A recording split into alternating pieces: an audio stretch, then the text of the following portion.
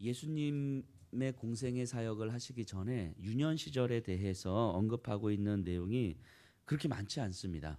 그런데 오늘 누가복음 본문에서는 그 유년 시절의 예수님을 지금 그리고 있습니다. 근데 또 한편 생각해 보면 성경에 나오는 인물들 중에서 어린 시절, 유년 시절을 언급하고 있는 인물들을 생각해 보면 생각보다 그렇게 없어요. 아브라함 유년 시절 모르시죠? 부름 받았을 때 나이가 75세니까 75세 이후에요.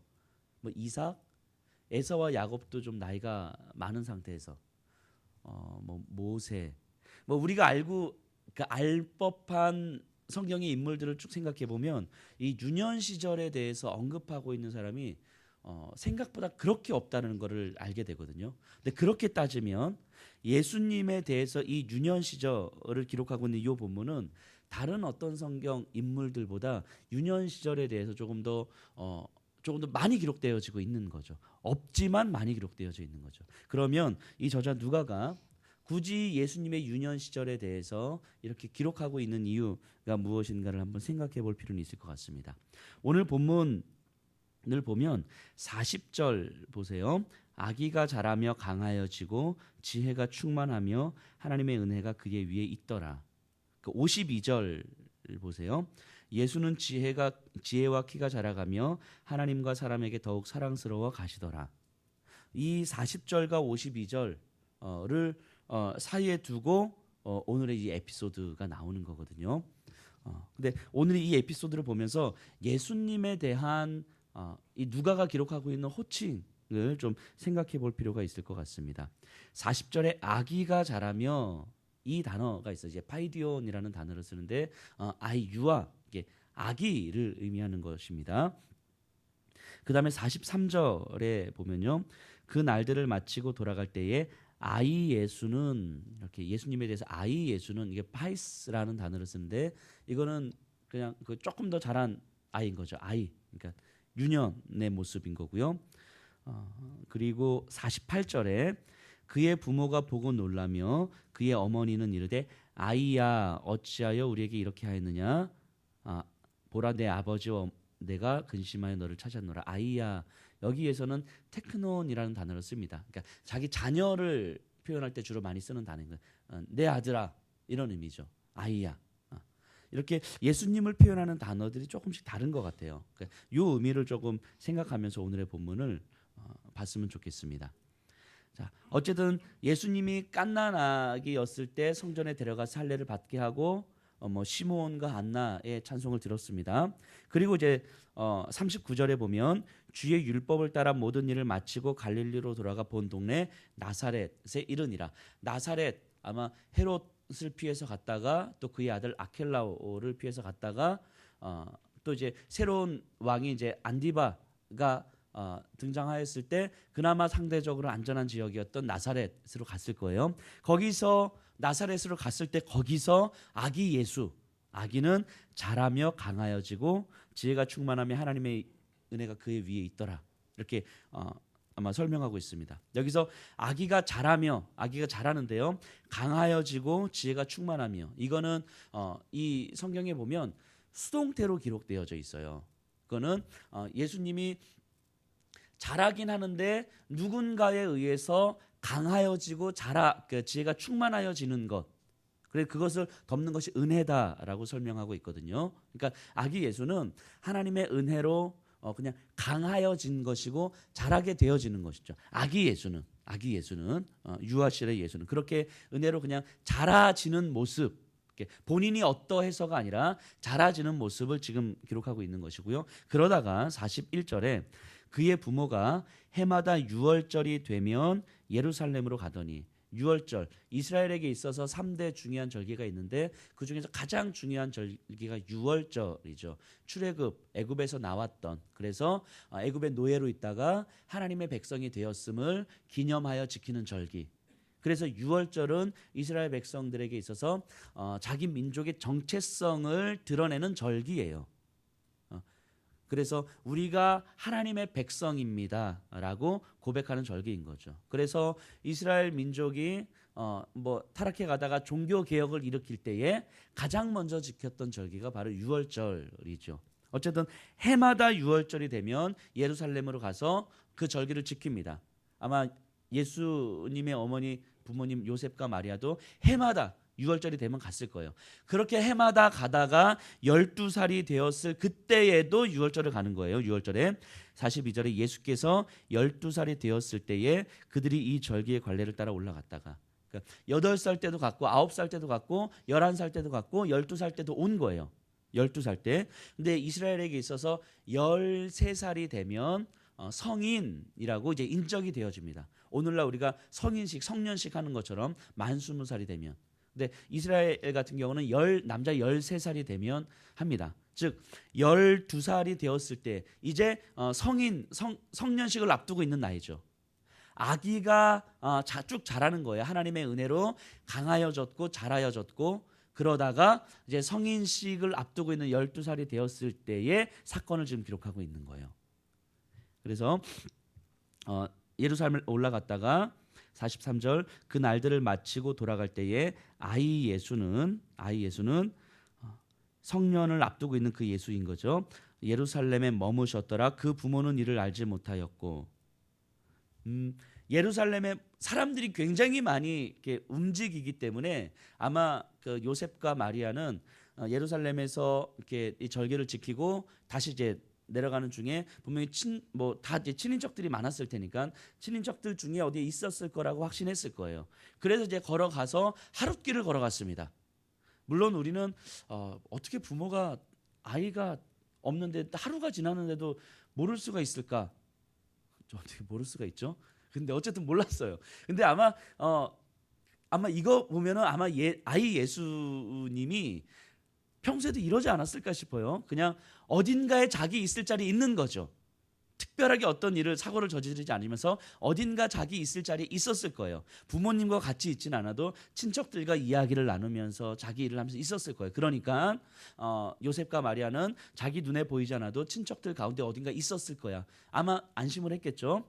가는데 친척들 중에 그래 누구하고 있나라고 찾아봤더니 안 보이는 거예요. 그래 다시 거꾸로 예루살렘을 향하는 길로 거꾸로 돌아갑니다. 거꾸로 44절에 동행 중에 있는 줄로 생각하고 하룻길을 간 후 친족과 아는 자 중에서 찾되 45절 만나지 못함에 찾으면서 예루살렘에 돌아갔더니 예루살렘까지 다시 갔습니다. 하룻길 갔다가 다시 온 거예요. 이렇게 46절 사흘 후에 성전에서 만난즉 그가 선생들 중에 앉으사 그들에게 듣기도 하고 묻기도 하시니, 그때 당시에는요 그 제자들이나 무언가를 배우고 싶어하는 사람들이 성전에서 율법학자들 또 선생이라고 부르는 사람들과 이렇게 발치에 앉아서 뭐 질문도 하고 듣기도 하고 뭐 이런 일들이 뭐 다반사였기 때문에 아이 예수도 분명히 선생님들 틈에 앉아서 묻기도 하고 답하기도 하고 그랬을 거예요. 그런데 47절에 듣는 자가 다 그 지혜와 대답을 놀랍게 여기더라. 아마 그 질문도 하고 답변을 하는데 그 굉장히 어린 나이인데도 불구하고 하나님에 대한 지식과 그리고 이렇게 성경 말씀에 대한 지식이 사람들을 놀랍게 할 만한 그런 모습이었던, 사람들이 다 놀라고 그의 부모님도 다 놀랍니다. 그리고 48절에 그의 부모가 보고 놀라며 그의 어머니가 이르되 아이야 어찌하여 우리에게 이렇게 하였느냐, 보라 내 아버지와 내가 근심하여 너를 찾았노라. 이제 어머니 마리아가 이렇게 이야기를 하니 그의 부모가 아야 내 자녀야 내 아들아 어떻게 엄마 아빠한테 이야기도 안 하고 이렇게 근심거리가 되느냐라고 이야기합니다. 근데 여기 이제 48절 49절 이렇게 두 구절을 좀 비교해서 볼 텐데요. 내 아들아, 요셉과 마리아는 지금 예수님에게 내 아들아, 누가가 이렇게 표현하고 있는 것 같아요. 내 아들아 라고 얘기했을 때 49절에 예수께서 이르시되 어찌하여 나를 찾으셨나이까, 내가 내 아버지 집에 있어야 될 줄을 알지 못하셨나이까 하니. 예수님은 그 부모님의 말을 받습니다. 부모님 요셉과 마리아가 내 아들아 너는 내 아들 아니냐, 근데 왜 부모를 이렇게 근심하게 하느냐. 그래서 예수님이 뭐라고 받습니까? 이야기를 내가 내 아버지 집에 있어야 될 줄을 알지 못하셨나이까. 자, 주고받는 말들을 생각해 보세요. 내 아들아 내가 너의 아버지가 아니냐, 어찌하여 나를 근심하게 했느냐. 예수님이 그 말을 받습니다. 내가 내 아버지 집에 거하여야 될 줄을 알지 못하셨나이까. 이렇게 이야기하는 것입니다. 자, 똑같은 말을 쓰고 있는데, 똑같은 이야기를 하고 있는데 말이 완전히 다르죠. 여기서 아마도 가족에 대해서 성경은 두 가지로 분명히 이야기를 합니다. 하나님께서 허락하신 혈통적으로 묶여진 그 가정의 모습일 것이고, 또 하나는 예수 그리스도를 믿는 사람들이 모여진 하나님의 자녀로서의 영적 가족일 것이고. 근데 예수님은요, 누가는 이 과정을 통하여서 어린 그 유년 시절의 그 예수님이 자기 자신에 대해서 어떻게 인식하고 있었는지를 좀 보여주는 것 같습니다. 부모님은, 사람들은 내 아들아, 내가 너희 아버지가 아니냐라고 이야기했을 때 예수님은 이렇게 이야기하는 거죠. 맞습니다. 당신은 내 아버지이고 내 어머니가 맞습니다. 하지만 나에게는 진짜 내 아버지가 또 있지 않습니까? 당신은 그것을 모르십니까? 어찌하여 내가 내 아버지 집에 있어야 될 줄을 알지 못하십니까? 했을 때 50절에 그 부모가 그가 하신 말씀을 깨닫지 못하였더라. 51절 보세요. 예수께서 함께 내려가사 나사렛에 이르러 순종하여 받드시더라. 그의 어머니는 이 모든 말을 마음에 두니라. 나사렛으로 다시 가서 그 아버지 어머니를 순종하여 받듭니다. 부모님으로 공경하고 순종하고 따라가는 거예요. 그럼에도 불구하고 예수님의 자기 인식은 어떻습니까? 요셉과 마리아가 자기의 부모님인 건 맞지만, 나는 요셉과 마리아가 내 부모님이지만 그것이 나의 전부는 아니지 않습니까? 나에게는 또 진짜 내 아버지가 있지 않습니까? 라고 이야기를 하는 거죠. 그리고 52절에 예수는 지혜와 키가 자라가며 하나님과 사람에게 더욱 사랑스러워 가시더라. 지혜와 키가 자라가며, 이것이 이게 전진한다는 의미거든요. 전진한다. 이 40절에서는 누군가에 의해서 자라게 되고 강하여지고 지혜가 충만하게 되어지는데, 이 52절에서는 그냥 예수님이 자신의 삶을 전진해 나간다, 이런 의미예요. 전진해 나간다. 그러니까 이 유년 시절에 예수님 이후로 이제 30살이 될 때까지, 공생애가 지나갈 때까지 예수님은 자신의 삶을 이제는 한 걸음씩 한 걸음씩 전진해 가면서 자신의 성장을 만들어 가는 것의 모습을 보게 됩니다. 근데 이 두 사이에 예수님의 자기 인식이 있는 거예요. 오늘은 48절 49절의 모습을 조금만 더 보면서 우리에게 좀 적용해 봤으면 좋겠습니다. 예수님께서 말씀하시는 것처럼 나는 그것이 전부가 아닙니까? 내 아버지가 따로 있지 않겠습니까? 근데 이걸 우리에게 그대로 적용해서 우리가 이렇게 이해해 볼 수 있을 것 같습니다. 우리가 살아가는 삶의 환경 속에서 우리가 살아가는 삶의 위치 가운데서 때로는 우리는 많이 위축되기도 하고 힘이 들기도 하고 또 감정이 상하기도 하고 또 여러 가지 내 생각처럼 일이 풀리지 않을 때가 참 많이 있어요. 그래서 그것 때문에 원망도 하고 불평도 하고 또 자기 자신 자괴감을 느끼기도 하고, 그런데 그런 내가 속한 삶의 환경과 상황 가운데서 내가 원하는 방식대로 일이 풀려지지 않고 내가 원하지 않은 방식으로 내가 몰려갈 때에 내가 끊임없이 힘겨움의 상황 가운데서 반복되어지고 있지만, 그럼에도 불구하고 하나님은 우리에게 하시는 말씀이 무엇이냐면, 너의 삶은 그것이 전부가 아니잖아 라고 말씀하시는 거죠. 너의 삶은 그것이 전부가 아니잖아. 너의 삶은 그게 전부가 아니잖아. 너의 삶은 또 다른 삶이, 또 다른 신분이 너에게 있는 거잖아 라고 말씀하시는 거죠. 이 세상이, 이 사회적 환경이 때로는 아버지로서의 자리와 남편으로서의 자리와 또 아내로서의 자리와 엄마로서의 자리가, 때로는 회사에서 어떤 직원으로서의 자리가 나를 옥죄어 오고 내가 처한 환경이 끊임없이 나를 위축시키고 나로 하여금 어떤 것도 생각하지 못하도록 만들어서 나를 뭔가 그냥 꾸역꾸역 살게 만드는 방식으로 나를 살아가게 하지만, 그럼에도 불구하고 그 사회적 신분이 너의 전부가 아니잖아 라고 말씀하시는 거죠. 우리의 참된 신분이 따로 있다고 하나님은 우리에게 말씀하시는 거죠. 우리의 참된 신분이 무엇입니까? 우리의 참된 신분이 무엇입니까? 남편이 아니잖아요. 아내가 아니잖아요. 엄마 아빠가 아니고 회사의 직원의 위치가 아니잖아요. 내가 지금 힘겹게 고생하고 있는 어떤 이런 환경이 아니잖아요. 하나님의 자녀라고 하는 진짜 신분이 우리에게 있는 거잖아요. 아버지가, 요셉과 마리아가 예수님한테 내 아들아, 내 자녀야. 내가 너의 아버지인데 어찌 네가 나를 근심하게 만드냐. 어찌 네가 그럴 수 있어 라고 했을 때 내가 내 아버지 집에 있어야 될 줄 알지 못하셨나이까.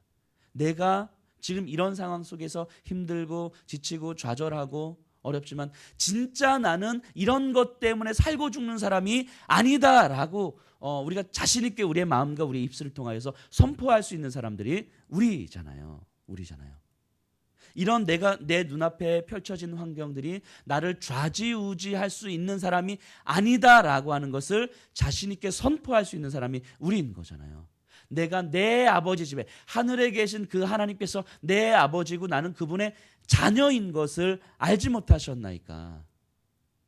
하늘의 그 하나님께서 나를 이 땅에 허락하셨고 그래서 하늘의 그 하나님만이 내 삶의 주인이시고 내 삶을 끌고 가시는 분이라는 것을 알지 못하셨나이까 라고 우리가 이 땅 가운데서 우리 입술을 통해서 선포할 수 있는 사람들인 거잖아요.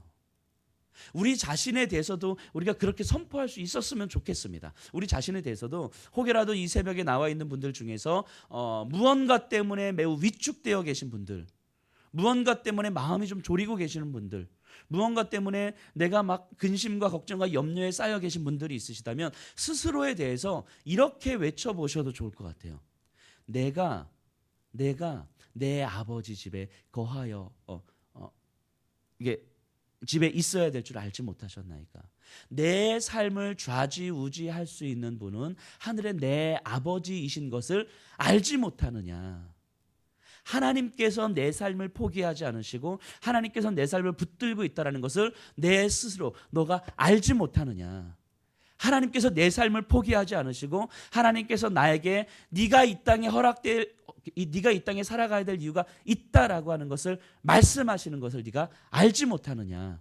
자기 자신에 대해서 이렇게 선포해 보셔도 좋을 것 같습니다. 우리는 하늘의 그 하나님께서 선택하고 불러주셔서 자녀 삼아 주신 그런 사람들 아닙니까? 그런 사람들. 몸이 아프고 지치고 힘들 때 그럼에도 불구하고 하나님께서 나를 붙들고 하나님께서 내 삶을 포기하지 않으신다고 지금 이 순간에도 나에게 말씀하시지 않느냐. 그것을 믿지 아니하느냐라고 우리 자신에 대해서 나 자신에 대해서 그렇게 선포할 수 있었으면 좋겠습니다. 그게 진짜인 거잖아요. 요셉과 마리아가 부모로서 인정은 되지만 진짜 참된 자녀의 신분이 있다라고 하는 것을 예수님은 분명히 인식하고 있는 거죠. 그래서 요셉과 마리아를 헌신을 다해서 순종하지만 이 땅에서 최선을 다해서 살아가지만 그것이 내 삶을 좌지우지할 수 없다라고 하는 것을 스스로가 강하게 선포하고 있는 거 아니겠습니까? 그러니까 이 땅이 주는 위협과 이 땅이 주는 지침과 힘겨움들이 우리를 무너뜨릴 수 없다라고 하는 하나님으로 인한 자신감과 하나님으로 인한 믿음이 우리에게 형성되어지는 거겠죠. 이것이 하나님의 자녀된 우리들이 담대하게 내 자신을 향하여서 또 세상을 향하여서 선포할 수 있는 모습, 믿음의 고백일 것 같습니다. 이 새벽에 있는 분들이 정말 이렇게 믿음으로 선포할 수 있었으면 좋겠습니다. 자신에 대해서 그렇게 선포할 수 있었으면 좋겠습니다. 그래서 끊임없이 사단이 우리를 우는 사자와 같이 덤벼듭니다. 어떤 것을 통해서도 덤벼듭니다. 질병을 통해서도 덤벼들고요. 가족을 통해서도 덤벼들고요. 경제적인 문제를 통해서도 덤벼들고 여러 가지 모양을 통해서 우리에게 덤벼들 때에 나를 향해서 덤벼드는 그 사단의 권세 앞에서 우리가 담대하게 선포할 수 있었으면 좋겠습니다. 네가 어찌할 수 없는 이 세상의 그 어떤 피조물도 나를 정죄할 수 없고 이 세상의 그 어떤 피조물도 나를 집어삼킬 수 없는 존재가 바로 나다. 왜냐하면 하늘의 그 하나님께서 이 땅을 창조한 그 하나님께서 나를 선택하여 부르셔서 자녀 삼아 주신 존재가 바로 나이기 때문이다. 내 자신에 대해서 그렇게 선포하시고 이 세상에 대해서 그렇게 선포하실 때에 우리는 이 땅 가운데서 하나님의 이유로 한 걸음씩 살아갈 수 있는 사람들이 될 것입니다. 그게 우리가 무너지지 않는 이유이자 우리 삶의 근거이게 될 것입니다.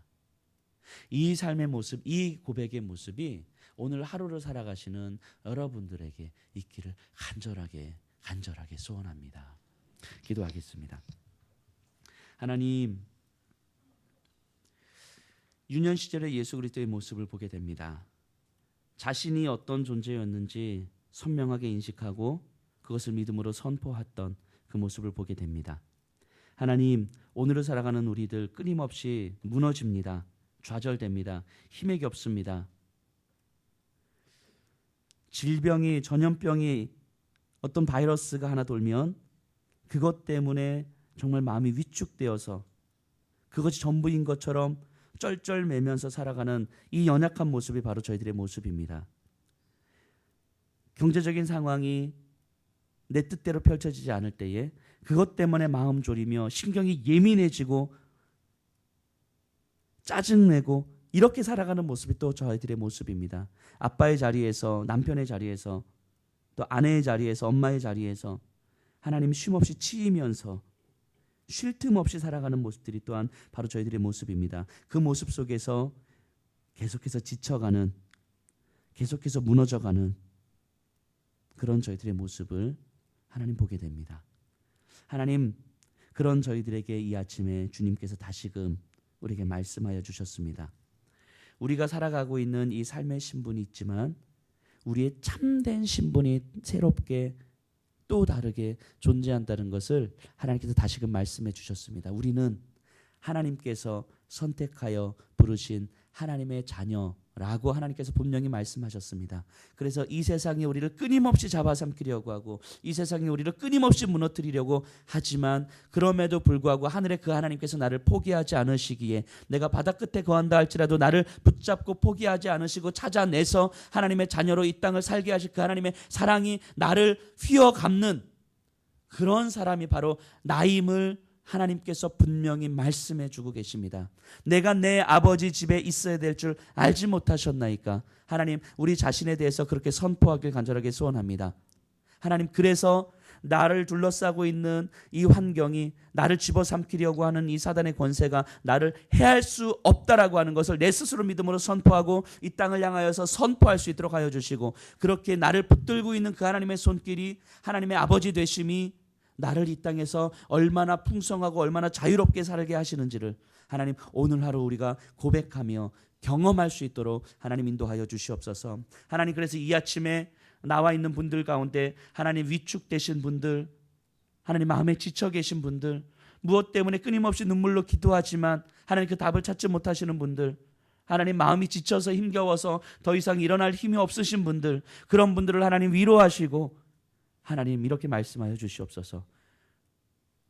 내 아들아, 내 딸아, 하나님께서 아버지 되셨음을 이 시간 다시금 말씀하여 주시고 그리고 그 말씀이 우리에게 힘이 되고 일어날 힘이 되는 것임을 이 새벽에 주님 말씀하여 주시옵소서. 예수님 이름으로 기도드리옵나이다. 아멘. 하늘에 계신